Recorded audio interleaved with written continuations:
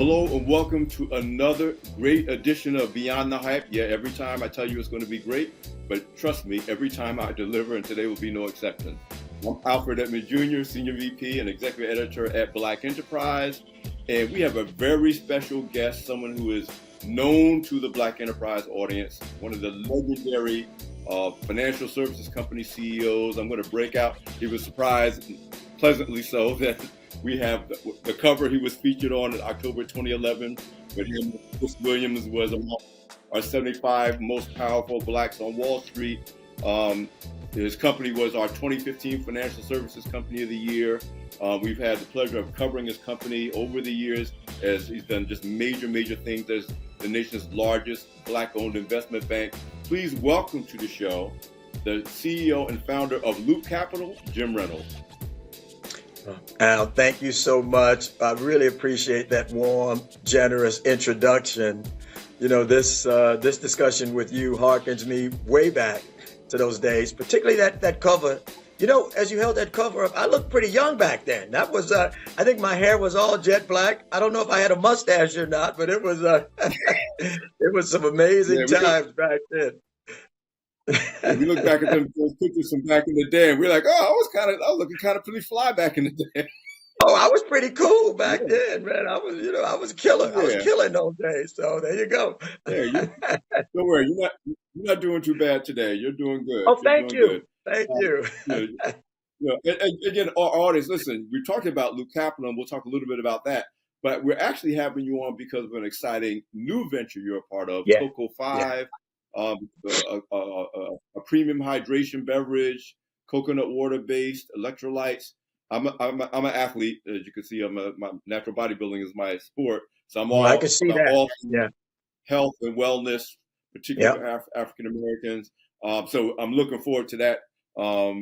Just what you're doing in that new space. But talk a little bit about Loop Capital and what's going on with Loop and your whole journey. Everybody should know this is Chicago, born or bred, Englewood, South Side, and you're still there. You never left. You're doing great things in terms of mentorship and role modeling. Just a great inspiration. But what's happening with Loop Capital? Well, Al, first of all, thank you. Thanks for asking. Thanks for having me on the show, because it's always good to reconnect with my folks. I don't get too far from that, which is the reason I never left Chicago, and I still get over to Englewood, which is my home, and I still connect to Englewood. And folks around Chicago, they always say, Jim, there's one thing about you, man. You never forget where you came from, and I don't. All right. But, you know, my journey is interesting. Chicago kid, Chicago public schools, all the way through. Went to college in Wisconsin, graduated, got my MBA at Kellogg. I spent 16 years on Wall Street, you know, and I remember you guys. Black Enterprise was really, you know, for every black on Wall Street, you guys were the Bible. You were the go-to. You were our encyclopedia. That you were writing about us as young people then, you know, back in the 90s, 80s. And so it's really amazing the difference that you made in so many folks, including me. And so, you know, I stayed on the street for 15, 16 years. I started Loop in 1997, after 16 years on Wall Street, with 6 people around a card table in Chicago waving my business plan. And I found 6 believers, and they joined me, and we went to work. The firm now has evolved from that 6. It's a little over 300 folks now. Really, so we're a pretty sizable, mid-sized boutique firm. And as you said, the largest black-owned firm that's in the history of this business. And we're still in growth mode in many ways. From the core investment bank, and then we'll jump into Cocoa 5. From the first businesses that we had, which were fixed income businesses, you know, we expanded into doing mergers and acquisitions. We do a lot of IPOs. We trade global equities, a big debt capital markets business, a big public finance business. We bought we got an $11 billion asset management business that we bought. Magic Johnson and I came together and we formed an infrastructure fund We've got about $2 billion in that. Our first investment you get to all the time, that's LaGuardia. That was our first investment where we privatized LaGuardia Airport. And it went from the worst airport in North America to now voted the number one airport in North America. And that was about a $4 billion project now. And now we're doing the same thing with JFK, Terminal 1. And then that's about a $10 billion project. And so we've continued to evolve the business. And so now, in addition, we're evolving into wealth management, specifically working with athletes and brands. So that leads you up till today. Yeah, and I'm glad that was a great summary of our long and achievement focused journey. And our audience really appreciates it. But it does bring us to today in Cocoa 5. And I want you to hit this on a couple of angles. As I said, I am very passionate about, both on a personal level, what are things that I can put into my body that will enhance my health, longevity, and fitness, but I'm not struggling to, it tastes, listen, I only eat and drink what tastes good, and so Yep. you have this whole new category of hydration for people, whether they're just casually, trying to be healthy, or there are others who have true athletic goals. And it's a whole new marketplace. The other thing that is this idea that I think we are well into a generation of professional athletes. Now, they've always been professional athletes for entrepreneurs. I don't want to make it sound like that's a new thing, but you really have this mindset of young athletes coming even before NIL and really saying no. As was said to me, that professional sports is not a career; it's a pathway to a career. That's right. But that's right. But if you can make the most of it, and you see a generation of athletes. Of course, we think about LeBron James, Michael Jordan, well before that, and Magic Johnson. You already mentioned that says, no, I'm going to take advantage of both the wealth and the relationships that I have while I am playing to parlay that into things that I can do beyond that's actual career beyond the short-term career of being a professional athlete. So I say all that as a context to bring it back to you, who, with all your accomplishments as a business owner, business leader, investment banker, MBA. Talk to me about what brought this partnership together with you, Charles Barkley, Devin Booker, I think. I mean, it was a whole D'Angelo, Devin D'Angelo Booker, Russell, Derrick Rose, Mike Wilbon, my favorite. He's a Chicago and Southside. Yes, Southside. The Morris brothers, Marcus and Markeith Morris, are in there. Jalil Okafor, is like a son to me. He's in there. I'll tell you a little bit. So I, like you, am really a health nut. I'm very conscious of what goes in my body. My weight hasn't. I'm 6'2", 185 pounds. I've been 6'2", 185 pounds for about 40 years. In 19, you're still that. About that same size, about that exact. I could fit that suit, except the shoulders, those wide shoulders and long jackets. It would hang off me, but that was the style back then. But I could fit that suit and those pants right today. But I've always been conscious of what went into my body. I stopped eating meat in 1987, and so I was really strict. And I drank. I was very conscious of what I consumed, not just ate, but drank. So I started drinking coconut water, Al, early on when it first came out. Zico, Vita Coco, for the enhanced potassium, the elite hydration, the electrolytes, just a superior form of hydrating. But I had gotten used to the fact that coconut water actually didn't taste good. It doesn't taste good, just coconut water. One day, one of my bankers, we were looking at investing in things. He brought me this company, I want to say in 2010, 2011. And he said, Jim, try this. It's coconut water. And I drank it. I said, this is not coconut water. This actually tastes good. I said, "There's no way this is coconut water." And he said, "No, it's coconut water." I read the label, the ingredients, 6 ingredients, all natural, um, an amazing taste. I then had him look up the founder, and we did a little work, and sight unseen, I invested in it. The Moss brothers invested in it, Marcus and Markeith. And then I let it sit. As Devin Booker, D'Angelo were young guys, they've been knowing my family since they were teenagers. Devin, D'Angelo, and these guys. I started them drinking it, early on when they were in college before they got drafted to the NBA. Um, Fast forward, the company needed some additional capital in 2020, 21. And so I'd started Charles drinking it, jokingly, Charles, drink this. You might lose a few pounds if you drink this and get away from the Coca-Cola. I could talk to him like that, but it was like this. I think you should try this stuff, Charles. So Charles Barkley became a drinker. And then the company got to a situation where it needed investment to grow. And they came to me and I said, So I went to Charles, Mike Wilbon, Devin, D'Angelo, Derrick Rose is in. And I said, guys, we all like this product. Why don't we chip in together and buy this brand? And we did. And so we bought the majority share of the company, shut it down, cleaned up everything, and then moved it to Arizona, where Devin is. Devin's the most popular person in Arizona. And Arizona is the hydration capital. In the U.S., people consume a lot of healthy beverages in Arizona. It's hot there. People are out.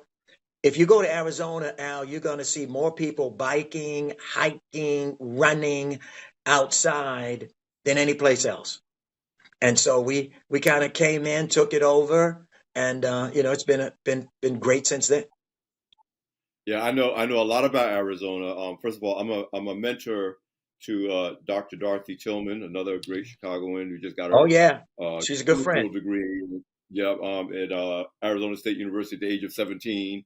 My dad, until he passed away, lived in Arizona, so I still go out to visit his widow on a regular basis. I was just there earlier this year, and of course, Black Enterprise has had a lot of events in Oh yeah, Arizona. So if you live I in love those Arizona, events.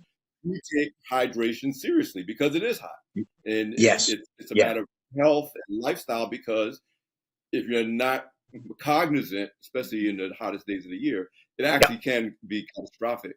So you're right. Oh, Arizona has made hydration an art form because it's part of the life of living in an arid climate. But at the same time, it is a great fitness state because, a again, for the great same reason, fitness state. it's a Yeah, great fitness state. Yeah. yeah. So I'm very familiar with that.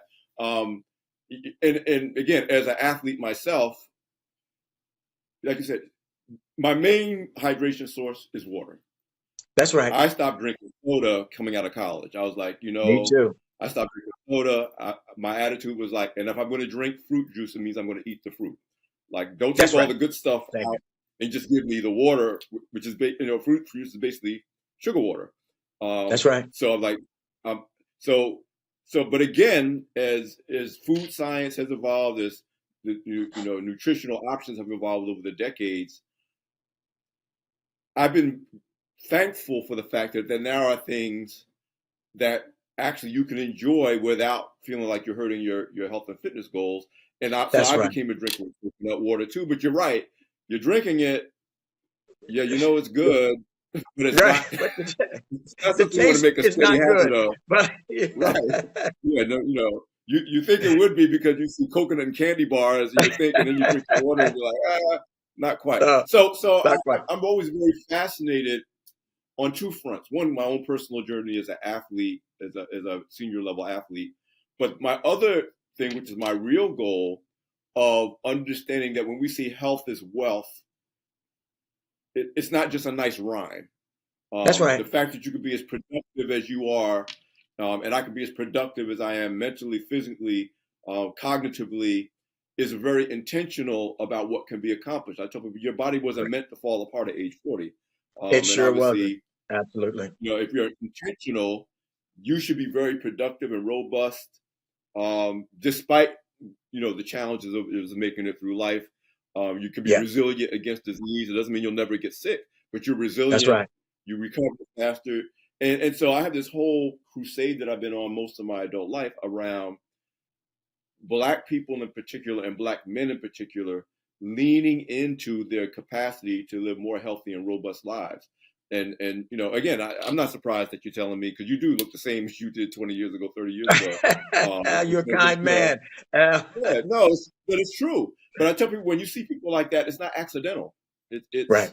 There's That's some right. degree of intentionality, and that means while genetics is the floor of our health, not the ceiling. So yeah, there's certain things you're born with. Yeah, I joke with Butch. I said, no matter how many times I work out, how hard I work out, I'm not growing taller. I don't know why. I don't know what the problem is. that I put that it in the work.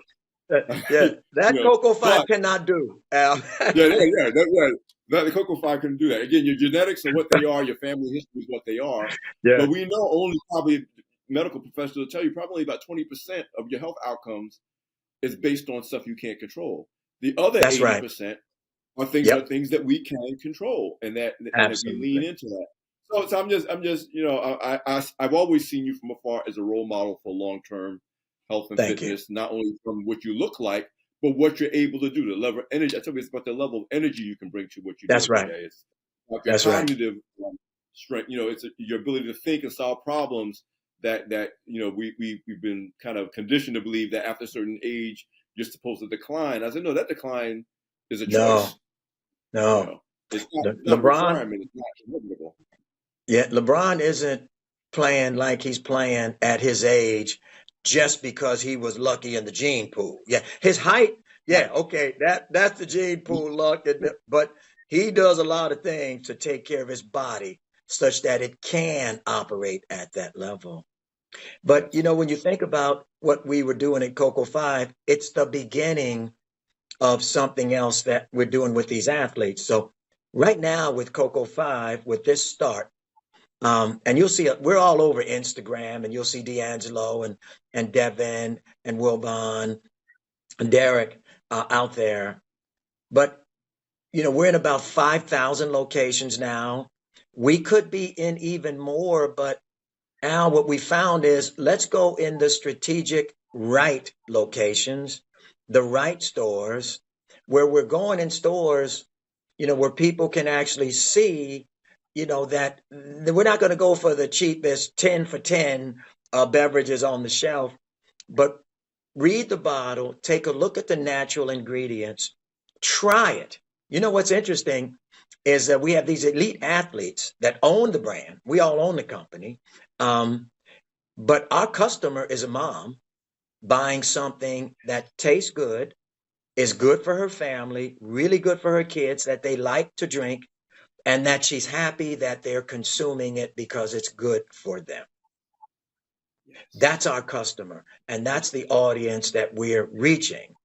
Um, but when you think about the lesson that these athletes are learning, I was in a meeting today because we've expanded out now with a lot of our players looking to invest in sports teams. This product really is one where you take a really good product and you marry it with an owner that has consumer appeal, and they heighten the attention to the brand. So Devin, D'Angelo, really taking this brand, helping it grow because they drink it, people try it, they invest in it. These guys are in their 20s, Al.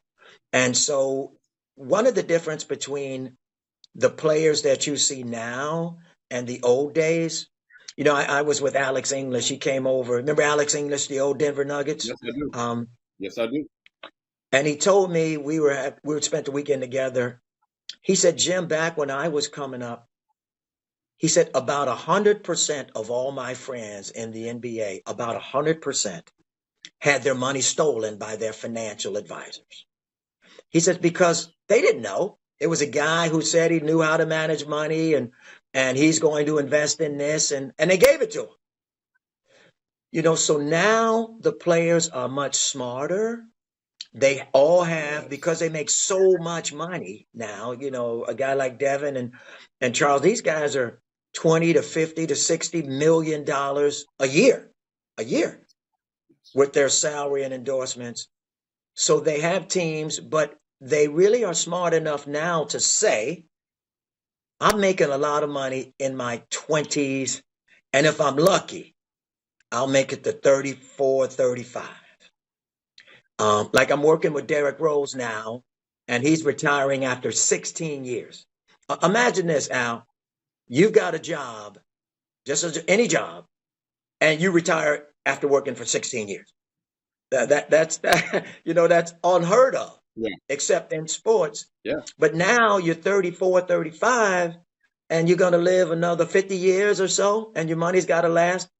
And so I'm working with these young people to really invest in businesses like Coco 5, to say, okay, while we're earning these salaries, while we have these cash flows, I want to learn how to operate a business such that when I'm 35 and probably done playing, there are not too many LeBron Jameses out here. I'm going to smoothly walk into my business, Al, and look at my portfolio of companies, which is what I help these guys build. Yeah, I'm so with that. I mean, you would expect I would be as a Black enterprise person, but I've had the privilege in the past of I did some financial seminars for NFL rookie camp, like maybe 12 years Yep. ago. Yep. I got a lot of friends, current and former, and NFL, mostly NFL, but some NBA players that I've known. And of course, we've covered Black athletes who are entrepreneurs over the years at Black Enterprise.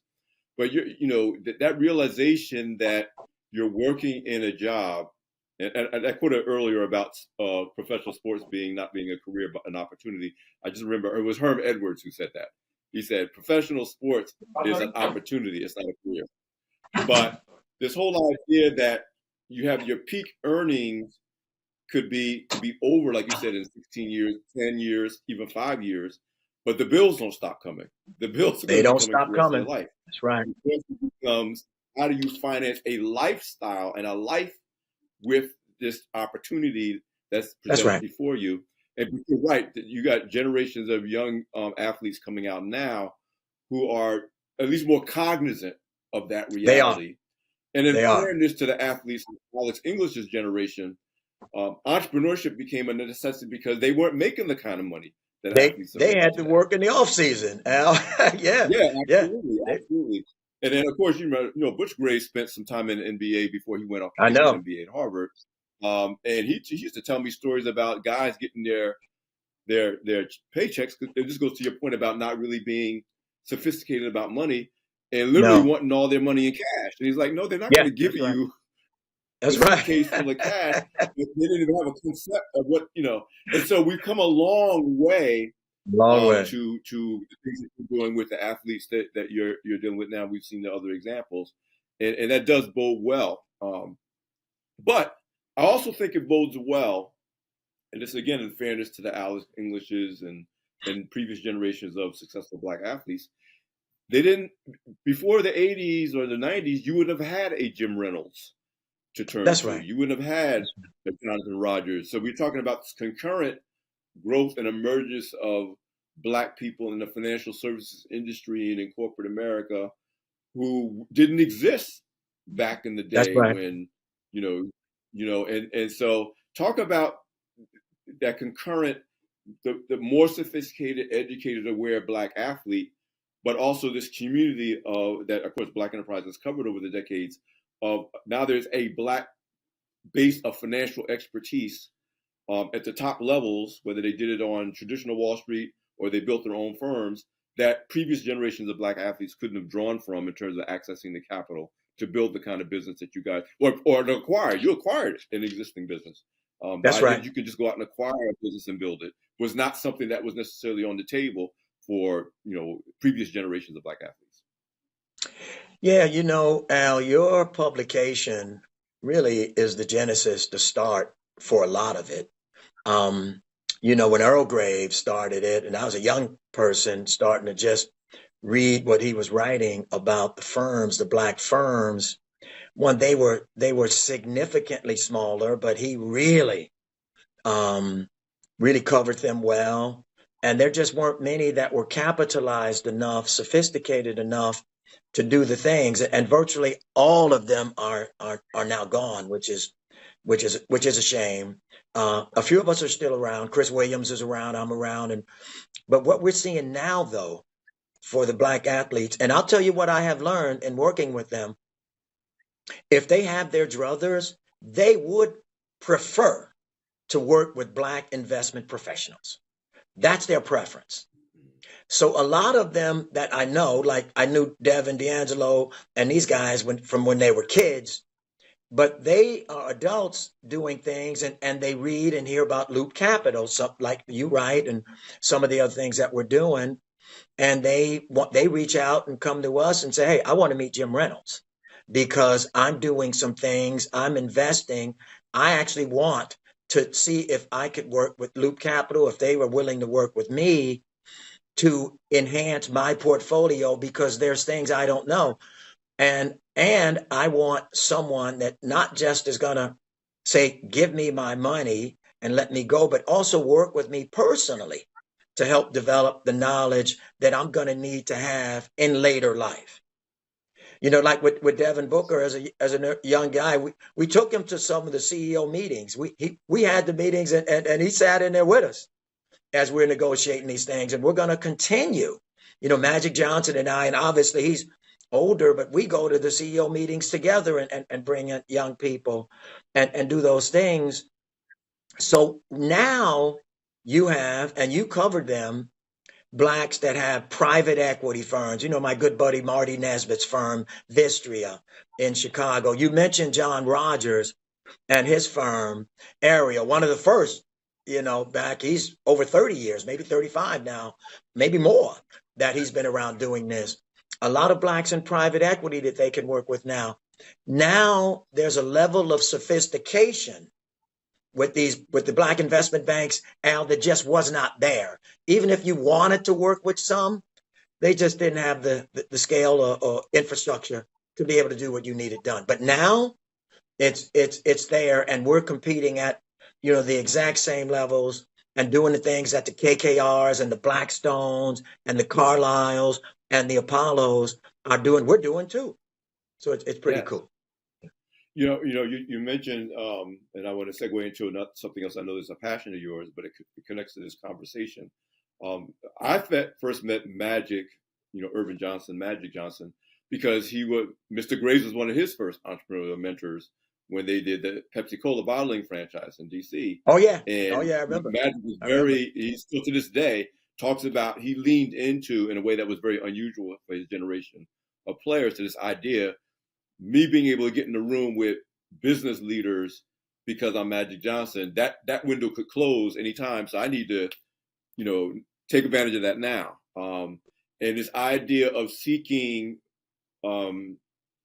what I call smart money. I'm not the only one that calls it Yep. that. But he calls it that. He calls it that. Money that he can learn something. Yep. Right. And then there's smart money where you get expertise and mentorship and skills that you acquire from other people that you can, That's like right. you said, use for yourself. And as I mentor a lot of small business owners and coach, because all my years of interviewing people like you, I've learned so much about entrepreneurship. And I tell them, yeah, you want the money. Obviously, capital is important, but you want the smart money. You want the skill That's sets. right. You want the understanding. That's right. Because that's where the real wealth and the ability to grow and scale your business comes from. If you just hand the money, or they hand you money and then you hand it back to them at some point, but you don't get anything else, you don't get the advantage of relationships, distribution, other resources that aren't just cold hard cash. That's right. Then you're not getting smart money. And that's correct. Kind of what you're talking about.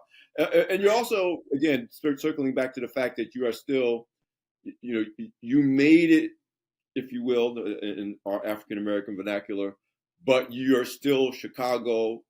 You're present. You're a role model. You're visible. Talk about, again, you touched on it at the beginning, and I've you've seen interviews with Black Enterprise and others about your recognizing your I'll call it kind of an assignment to find the other Jim Reynolds and Yeah. Yep. Jane Reynolds from Yep. whether South Side Chicago or other communities, that so that they can see what's possible because they can see it in you and what you've been able to do.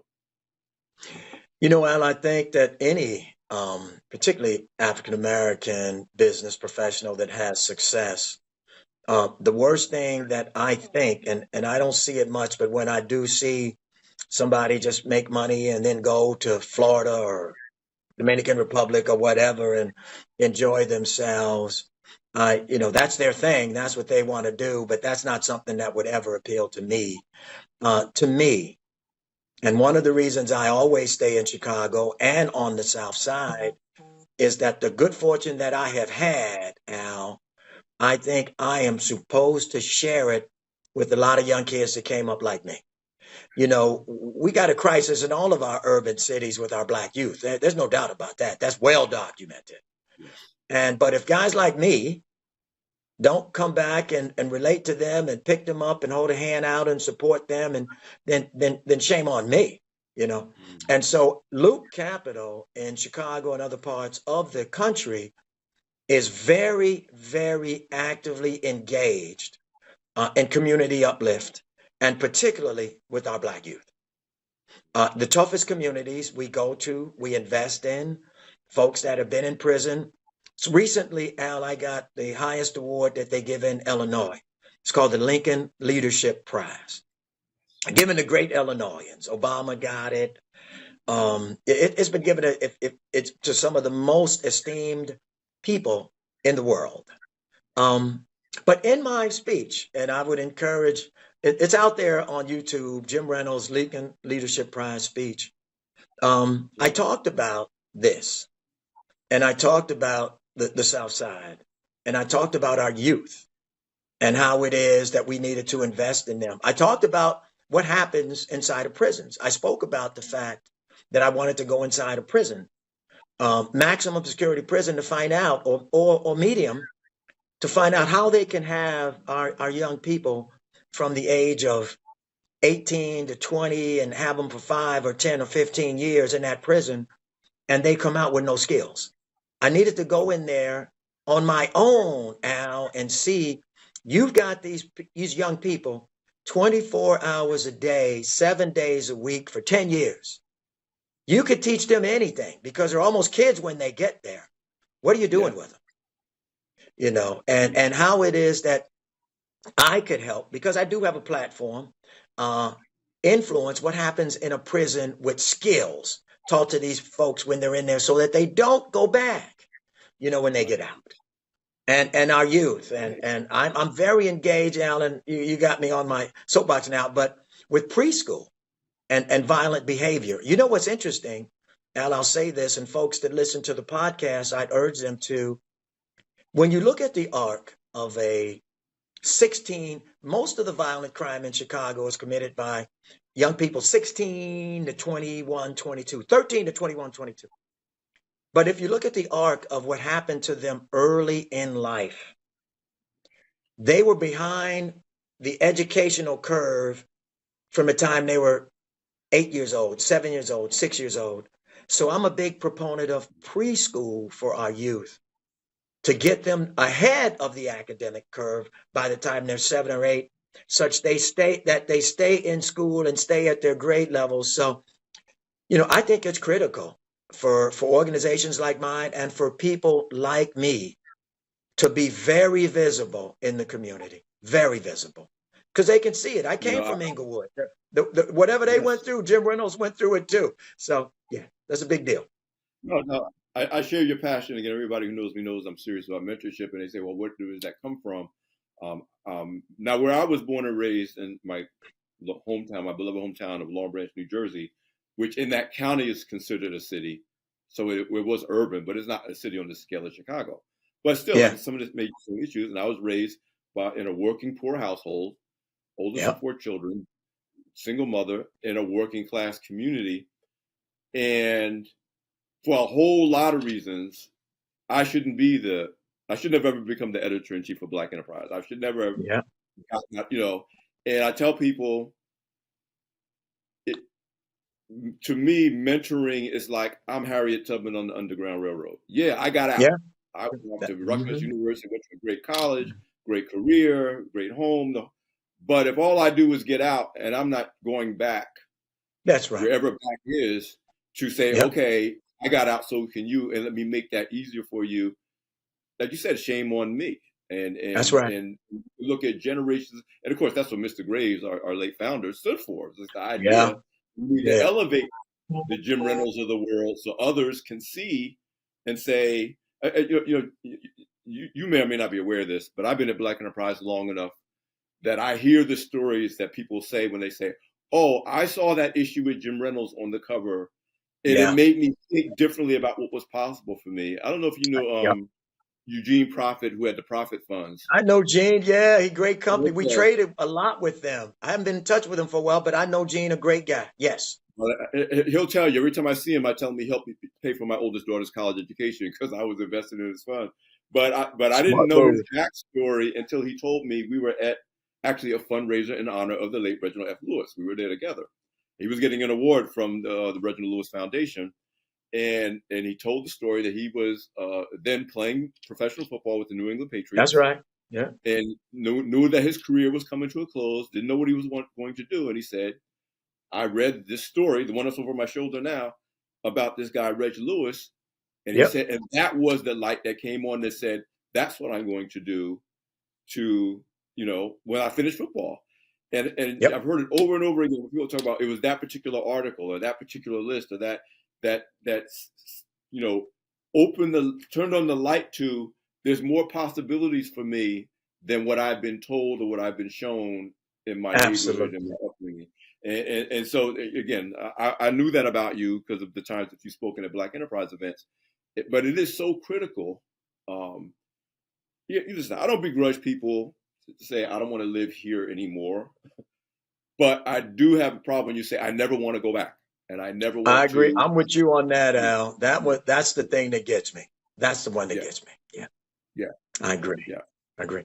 So when you think about the players, I mean, they don't have the issues that we're talking about. Right. But what we want to do as it looks to at a different level, but these guys like to reach back to a lot of what we do. I know one of the things we're going to talk about is the American Cancer Society in Cocoa 5. Now, this is a very interesting story. We went to the American Cancer Society because Cocoa 5 is a health drink. And I know they cared about that. So I said to the team, let's reach out to the American Cancer Society and look at getting involved with them, making a contribution with them, and getting them in the boat with us. So we reached out to them and we had some meetings. What I did not know was we called them, and the people in charge of handling what we wanted to talk about lived in Arizona, and they were avid Cocoa 5 drinkers. I had no idea. So they loved the product. They knew about the product. They drank it all the time. And so we got into discussions about the drink. And they said, Jim, we love this drink. We think we'd like to talk about it, but let's go back and run it up the flagpole. They ran up the flagpole and they came back to us about 9 months later. And they said, listen, we have an issue that we want to talk to you about and we want to partner about. Cancer impacts people of color at significantly higher rates. And you know it. Well, you catch it at a similar rate. Like white women and black women catch breast cancer at the same rate. But black women are 4 times more likely to die from breast cancer than white women because black and brown people tend not to get early screenings. It's just that simple. Alice, it's just like we started earlier, just saying how much you control in your body by what you consume and how much you sleep and all of that. And that early screenings could have a major impact on reducing the death rates from cancer. And so they talked to us about, look, you've got this brand, you've got these very popular owners, and we'd like to partner. And so we offered them. So every bottle, and I'm going to send you some out, every bottle of Cocoa 5 on there says partnering with the American Cancer Society, and we give 5 cents out of every bottle to Cocoa 5. To American Cancer Society. And we talk with our players and talk about how we can get the word out, because we have such an influential ownership group, as well as Luke, how we can get the word out to Black and brown people. Get early screenings. It makes a difference in whether you die from cancer or whether you catch it in time to actually, not die from it. When you look at the death rates for Black and brown people and whites, it's not because Black and brown people get cancer more often. It really isn't. That's not it. It's just that others catch it early enough that they could get it treated, as opposed to stage 4. I was talking to a friend that, and you know how some of the older the myths around going and getting checks and screenings are with Black folks. And they said, yeah, my father died from prostate cancer. Now, Al, nobody should die from prostate cancer. You can get it, but you shouldn't die from it unless you don't go and get it screened or diagnosed. If you get prostate cancer diagnosed early enough, they can treat it. They can take it out. They can do some things with it. But if you wait until it's right at the end, it's different. Jim, you're preaching to my audience. Already knows this, and I do public speaking around the country on this topic. But this past November was the 15th anniversary of my living with prostate cancer diagnosis for a year. Okay, yeah. It's almost a non-event because that's right. So early. I never had symptoms. I never got sick. The surgery, I recovered from the surgery in 2 weeks. I didn't even lose time from work. I just scheduled the surgery for the Thanksgiving break. Took the holiday break, went back to work. It is almost as if it never happened. That's right. That's right. Because of early detection. And by the way, I didn't find out until after the diagnosis. This was in 2019. If I got my years right. Maybe it's longer. No, 2009. I found out after that when my grandfather died, and and he was almost 98 years old when he passed. And I asked him, well, what did he actually die of? Oh, he had prostate cancer. He just lived with it all. It was undiagnosed. Wow. And he lived with it. And then it was at my grandfather's funeral that my father said, oh, yeah, I had prostate cancer too. I'm like, yeah. Right. And of course, now my son knows, and I have a grandson. He knows. Well, he will know. He's only 3. But my point is, like you said, early detection. Early detection. It was like a non-event for me because of that. And so I tell people, it's not that you will, when you're fit and you treat your body well and you take care of these things, it's not that you won't get injured or sick. That's right. It's that your body is built to sustain and be resilient. Much more resilient. And my surgeon told me point blank to my face, because I was always into fitness. He was like, you'll be fine. He's like, the mere fact that I don't have to cut through, 3 inches of fat to get to where I got to go. Yeah, that's right. Big difference. There's a big difference. He's like, the surgery itself is going to be less traumatic. So the recovery from the surgery is going to, again, I could go on and on and on. I just but it's a big deal. Webinar for Black Enterprise this past in October, where we had a panel on prostate cancer screening, because I'm telling brothers, the screening is worth it. And I started getting screened, and it's still my doctor to this day. I was 10 years before they said it was necessary. Yeah, I was in my early 30s, and he was like, even for Black men, they were telling me you don't have to wait until you're 40. But thankfully, my doctor just listened to me, and he started screening me early. But because he started screening me early, that's why they detected it so early. Yes, that's great. It had been 0 for like almost 15 years, and my PSA went up just a little bit. Mm-hmm. And he's like, but your baseline has been unmoved for so long, I think you should just get it checked out. And that was the key. So Same with me. Same with me. Same with you? And they Yeah, same with me. I didn't have it, but my PSA just went up. It's not the level of it; it's the level of increase. Like, wait a minute, you were Right. here, now this just happened. We're gonna watch it. Then went up again. Fortunately, it did, but we're watching it. So we all know it's gonna occur, Al, at some point. Yeah, that's You what my just doctor want to said. be right It's on the not if, it's forefront. when. Yeah, Right. yeah, it's when. So Yeah. absolutely. Yeah. Yeah. So again, I don't know why I'm surprised, but I'm pleasantly surprised because everything I know about you, this I'm not surprised that this idea of being proactive about Yeah. health, wealth, education, entrepreneurship, and it's all about the self-determination that Black Enterprise has been all about, and I know you've All been about. about. And so yeah, this is really I'm very excited um, about Coco Five.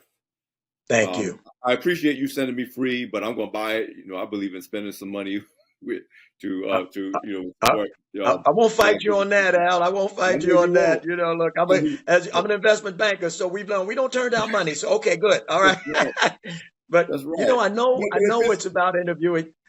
I know it's about interviewing me, Al. But I do want to say this. yes, You guys really changed Blacks on Wall Street. I mean, I'm a senior guy now and been around a long time. This is my 44th year doing this.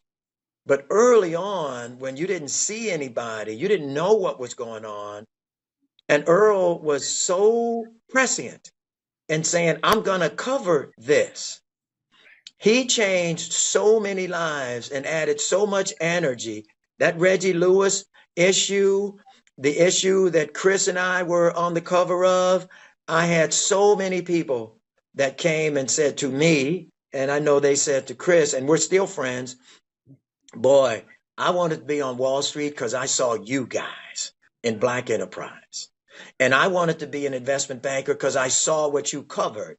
And I wanted to do deals because I saw that deal that Reggie Lewis did, and so you guys changed the face of. I don't know what the street would be like if you guys hadn't been around, if you hadn't been present, um, writing about what you wrote about. Because it was only covered by you guys, by the way. I mean, the New York Times and Wall Street Journal weren't writing about us, and so it is really a pleasure to have the chance to revisit you. One, when when I was really really young guy, just starting my company and starting off with what I was doing, till now having accomplished a few things. So this is really a great day for me, Al. So thank you. I really oh, appreciate thank it. you, Jim. And let me say this. As you know, I've been at Black Enterprise going to my 38th year since I just started here, and and I kind of want to let you give some final remarks regarding the future, the young people who may be watching this interview, and I do this knowing and believing that when this episode is released, there's going to be some young person that says, "Oh, I could do this. I'm going to do Yep, this." yep, So that's it's right. about passing that baton, inspiring generation after generation, and that's pretty much what drives those of us who have been at Black Enterprise. That we know that every article we write, every time we showcase what is now called Black Excellence, we were calling it that. We were doing that a long time ago. I was telling my people, as we say all the time, every month is Black History Month at Black Enterprise, because we know that Earl Graves taught us that every time we elevate a Jim Reynolds, there's 20, 30, 100 other Jim Reynolds That's right. that will emerge from that, and that's very very key. So, what would you say again as someone who's passionate about inspiring others, particularly young people, Black people, about kind of the advice you would give them as we move forward, and they hopefully will raise the bar even higher than you were able to do during the course of your career. You learn a lot, Al, from just living. You're smarter about things than you were 30 years ago, 20 years ago, and certainly I am about many things. And what I see in people, and then you hear it a lot, but just never giving up, just never giving up, staying true to the things, the core things that you believe in, and being willing to put forth the effort to make it happen. I've seen people that just stopped too soon. They got tired too soon. It just got tough a little bit too soon. And now you know how tough can be. But you stay in there and you continue to develop and hone and sharpen your skills. And that's the biggest thing. And the other thing I'll say, Al, one of the reasons that you and I can engage and that you treat people right. You know, there's ways to make money, and there's ways that the good ways to make money and not good ways to make money. And you and I wouldn't be talking and smiling today if there was some bad blood between us. And there's some folks that think making money at all costs, irrespective of their morals, their virtues, their honesty, stay away from dealing from the bottom of the deck. I say that to people all the time, and people will ask me, Jim, what's the secret? Jim, what's the shortcut? Come on, man. I know you know the shortcut. How can I say, come here real quick. I'm going to whisper this in your ear. I'm going to tell you the shortcut. Work hard and stay focused. All right. That's the best advice I'm going to give you, because there ain't no, magic wand you could wave. You have to put the work in. But if you do, things come out right. And always treat people well. And so that's my long-winded way of answering that question. No, it's the correct answer. It's a beautiful answer. I tell people all the time, the only real difference between winners and losers in any arena is that the winners kept going. They just kept going. They kept going. No matter what, they just kept going. That's all. Yep. You can separate in whether it's sports, business, you name the arena, the winners ultimately are the ones that just kept going, no matter how bad it looked or felt. If they believed in what they were doing, they decided they were going to do what they were going to do, and they said, I don't care how it turns out, I'm gonna keep doing it, and that's where the winners come out. And so your whole thing about treating people right, oh my goodness, the real currency of business is relationships. It is all the time. Business is personal, so you can't treat people well. They're not going to do business with you. They're not going to want to do business with you, and they will tell other people not to do business with you. So you're right. Just getting rich, quote unquote, by any means necessary, you violate the real capital of business, which is relationships. So 100%. No one could have said it any better than you just did. Okay. So, well, I got it from Earl Grey Sr., so I got to give him credit. But before I let you go, listen, say once again where our audience can find Cocoa 5. I know you said it's distributed a variety of ways. Just what are the ways that you would want our audience, whether it's website, social media, our audience to stay in touch with what's going on with Cocoa 5 and what's going on with you? Well, one, if you go to our website, cocoa5.com, you can order the product. It'll be shipped to you. Plus, you can subscribe to be a regular person and get a regular purchaser and get a really significant discount. So that's the first one, and that's wherever. 2 is on Amazon, and it'll come to you via Amazon if we prefer that. 3, when you get on the website, it'll show you find Cocoa 5. It'll show you where we're carried, and it's in most grocers in most places across the country now. And so there's generally a Cocoa 5 near you someplace that you could pick up and buy. Excellent. Excellent. Jim, thank you so much for sharing your valuable time. Al, this is great. More valuable insights. We're going to connect when I come back to Chicago in a bit. Looking forward to just spending more time with you. And you know how much we deeply appreciate, not just me, but all of us at Black Enterprise. Derrick's going to be a little jealous that I got you from my show. Yeah, that's my usual guy. Derrick's usually the one doing me, but tell him you did all right. You did all right. I did all right. I stole one from him. Wait a few months. He'll come on your show too. So thank you so much for being my guest on this edition of Beyond the Hype. Thanks, Al. I really appreciate it, and fantastic day today. Let's stay in touch. No doubt.